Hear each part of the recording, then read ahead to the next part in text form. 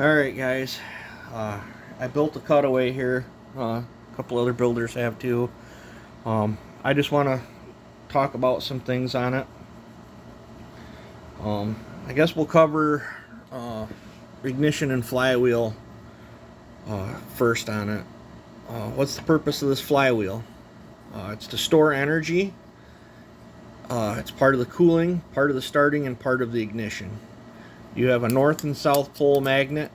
That's right here. Some have 4, some have 2, some have a whole ring of magnets inside here. And when you pull your rewind, your starter pause engage into here and start this whole thing turning. And what that does is when the magnets pass the coil or ignition unit or whatever you want to call it, it's an inductive pickup. It makes and breaks a magnetic field in here. I'm sure there's some electronic gizmos that act like the points that make and break contact. The voltage is stepped up through the primary and secondary. The voltage comes out at a very high rate of speed up the wire and then to your spark plug, and it arcs across the gap there. What controls your ignition timing is the location of these magnets. And you got some flywheels have keys in them, some have a keyway. Either way, like if you hear us talking about ignition timing, this is what we're talking about. If you let's see here, how do I explain this? If you want to advance your timing, you either shave some out of here on this side where you're getting the magnet sooner to the coil, that advances it. If you make it where the magnets get later to the coil, you're retarding it. Why do we sometimes do that? Well, fuel burns at a given rate. You cannot change that. Well, you can a little bit with some oxidizers and different stuff. You can change its rate of burn. But say 87, you want it. You only have, as you know, you only have from the point the piston is at top dead center to right here. You have this area right here. That's all that you have for that fuel charge to ignite, and it puts your pressure on your piston and forces it down under great pressure. Once this top of this exhaust port is opened right here, you've lost any more power being pushed onto this piston. After this cracks, the stored energy from the weights on the crankshaft, any rotational mass, it's all stored in here, carries that energy that you just dumped into it to go back around and compress it, and then to start the process all over again. So when this is coming up, because fuel burns at a given rate, you actually have to start this before top dead center. You got to spark that before top dead center, so it's already combusting by the time. And what I mean by fuel burns at a given rate, if this motor is at 1,000 RPM, that fuel's burning at the same rate as 10,000 RPM. So at 10,000 RPM, you got to start that spark sooner to get your cylinder pressures up. Otherwise, if you start it later because it burns at a given rate, your charge is still going to be trying to expand and push on the piston, and it's just going out the exhaust. You're wasting energy. You're wasting energy. In this particular style engine is very detrimental to power. This is a air displacement pump is how you have to look at it, and it's a piss poor air displacement pump. So that's why we have ignition timing. Say if you're running 87 and you're on your stock timing, this saw will make more power on 87 than it will on 110 race fuel, especially if you've not changed the compression. The reason it will is 87 is a more reactive fuel. That means it ignites easier and is more unstable and is easier to ignite than race fuel. Race fuel is more stable.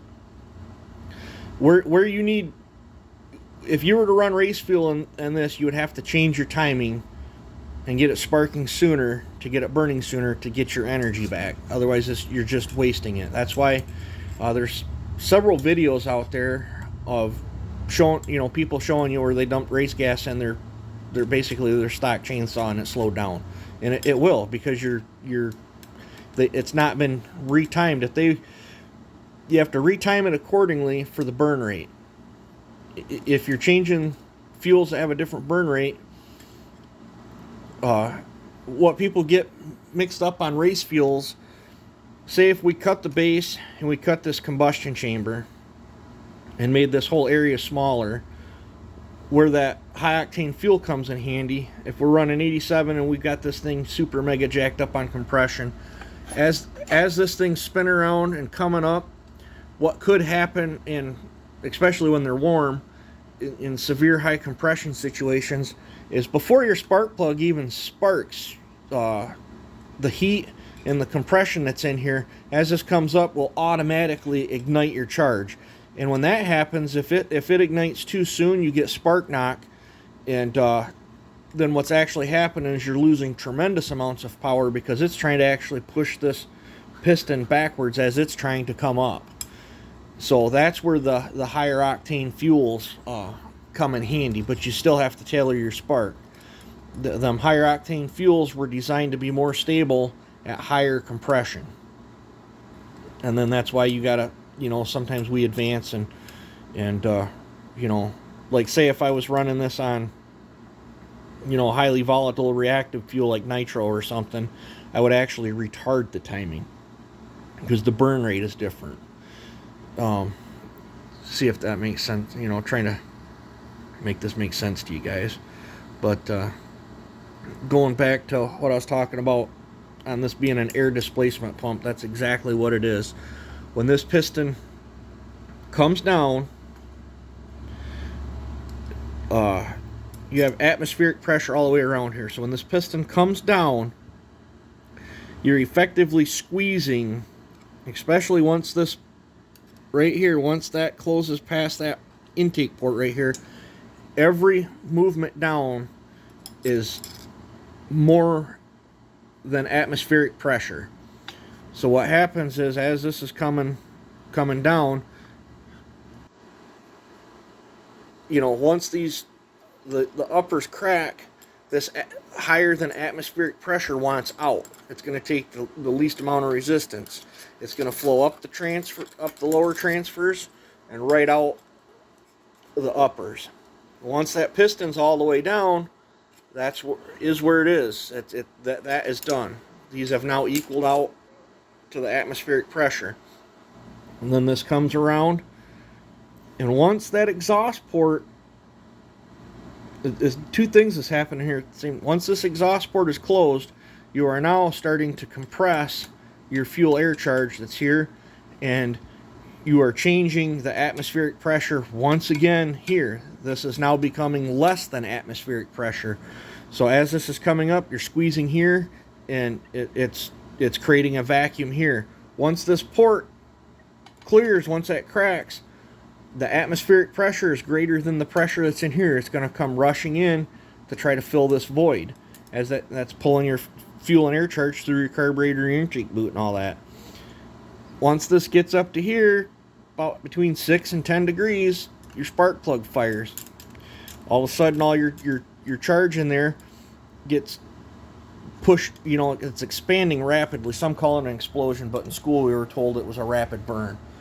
That rapid burn is just expanding the rate that stuff expands at. I don't know the mathematical equation of it or whatever, but it is tremendous. It is, I've seen one of these, whatever they call them, see-through engines, glass engines run in person. Pretty cool. It actually ran on propane, but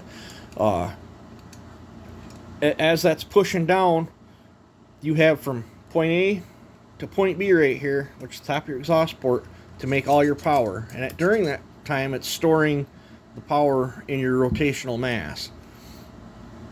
Once this opens, it quits pushing on the piston. It now just dumps into the exhaust. And if you want I always try to shoot for high exhaust velocity, because as that exhaust is leaving the chamber, it's under high rate of speed. It can actually help pull fuel out of the transfers as well, especially when you get to like this point right here. On a two-stroke, there's always going to be some good charge that gets wasted out the exhaust. We try to do things to stop, help stop it, like the angle back here. We always try to create a barrier, so your charge is not 100% getting sucked out the exhaust with it. But two strokes are quite a unique engine. So as that's coming back around, these atmospheric pressures are also going through this line to your carburetor, which is the impulse. And that, well, on this particular carburetor, it's through here, done through the gasket. But some have like you would drill this out and put a tube here and hook it to there. And as them atmospheric, this thing changes during the RPM. It wiggles the diaphragm up and down in there and operates a series of check valves, and that's how it draws fuel out of the gas tank. So trying to think of how else to describe it. I think I'm gonna call that about it on this portion. Next we'll talk about different pistons and why I sometimes do what I do. But I'm trying to make this as easy and as possible for you guys to understand. And this stores energy, helps part of the cooling system, serves as part of the ignition system and the starting system. And fuel burns at a given rate. You can't change that. Whether it's 1,000 RPM or 10,000 RPM or 20,000 RPM, that fuel burns at a set rate, and that's why you have to have the timing advanced at a certain amount. And there should be a timing curve in here that you could actually see on a timing light if you were to mark out your flywheel and top dead center and all your different degrees. And if you had this mocked up in a vise with the rewind off it after it was running, you should be able to hook a timing light to it and actually watch the timing change through the RPM. There has to be a timing curve, unless they just set them a little bit stout right from the get-go. Like the old race motors, we used to set them at about 36 degrees lock timing, and we'd throw a dead man switch, get the motor rolling over, and then arm the ignition after that motor was at full rollover speed. Otherwise it'd just blow the nose going off the starter. But there has to be a timing curve in there. I'm not sure how they're doing it electrically, but there's probably resistors or something in here, some sort of electro thing. On the older points, you have coils. Well, this is like a tractor coil, but a coil's a coil. It's a step-up transformer is what it is. I do believe Tesla was the one that actually invented these things. This is essentially the same thing that's out on the power poles, just a smaller version of it. You got step-up transformers and step-down transformers. There's two I don't know what you want to call them, coils or windings inside. You got a primary and a secondary. On this, the points control the negative side. This would be hooked straight to your ignition switch or battery. This would go to your distributor cap or spark plug, however you want to look at it. And how the points work is when they close, it's charging one of the coils in there, and the second that the points break contact, it jumps over to the other step-up winding, and the voltage is inducted up tremendously. And then I think these things are probably about 20,000 volts or so, 23,000 volts. And then that comes out to your spark plug, and that's why there's point gap settings and stuff on stuff that's got points, is because them points control your dwell time for the saturation time of the coil. It's pretty critical. But that's why a lot of times on a point soft, the points are corroded and they can't make and break contact. That's why they don't have spark. And typically you can clean them up with some sandpaper or something. I know when we were kids we used to use mom's fingernail file. But I guess we can talk more about that in a future video. But I hope I got that through somewhat. And some other videos we'll talk more about port timing, how we go about changing the compression, why we do the ports the way we do. So I think I'll call it quits here. Hopefully you guys understood me, my blabbering and babbling on.